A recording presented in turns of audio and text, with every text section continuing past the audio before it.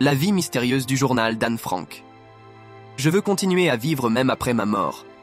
Grâce à son journal publié à 30 millions d'exemplaires, la jeune Anne Frank a été exaucée. Découvrez l'histoire de ces pages tragiquement devenues célèbres. Lu par des dizaines de millions de gens, le journal d'Anne Frank est un témoignage brut de la vie quotidienne des Juifs aux Pays-Bas pendant la Seconde Guerre mondiale. Alors qu'une partie de ce texte reste encore introuvable, 2 pages ont récemment été découvertes. Le 3 septembre 1944, Anne, sa sœur, ses parents et les 4 habitants de leur cachette à Amsterdam sont déportés en direction d'Auschwitz. Tous juifs, ils ont été arrêtés après 2 ans cachés dans un appartement de quelques mètres carrés. Jusqu'à son arrestation, la jeune Anne a noirci les pages de son journal intime. Quand elle était dans l'annexe, elle essayait de s'isoler dans sa chambre qu'elle partageait avec Fritz Pfeffer.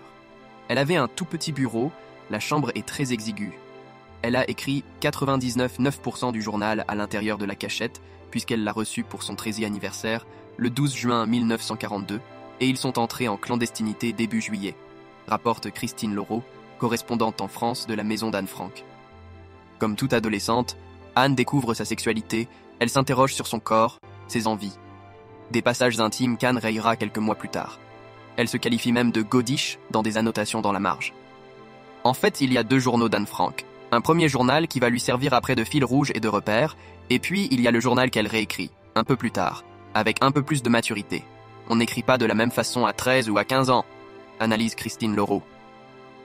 Au cours de l'année 1944, Anne entend à la radio le ministre de l'Éducation néerlandais, en exil, appeler tous les habitants à consigner par écrit leurs témoignages de la guerre. La jeune fille y voit l'occasion de transformer son journal en un livre. Elle a conscience de l'horreur des exactions perpétrées par les nazis, et cela transparaît dans son écriture. Sa réécriture se veut à la fois plus légère, et en même temps la jeune fille est traversée par des pensées plus profondes. Rêvant d'être publiée, Anne Frank réécrit son journal à toute vitesse, piochant dans la première version et y ajoutant de nouveaux détails. Mais elle n'aura pas le temps de le terminer. Le 4 août 1944, la famille est arrêtée et déportée. Anne et sa sœur meurent du typhus au camp de Bergen-Belsen. Seul Otto Frank, leur père, survivra à la déportation. Le jour de l'arrestation, le journal d'Anne caché dans la sacoche d'Otto Frank glisse sur le sol. Les feuilles volantes de sa réécriture se dispersent. 2 voisines qui les aidaient quand ils se cachèrent dans l'annexe récupèrent ce qu'elles peuvent avant le retour des nazis.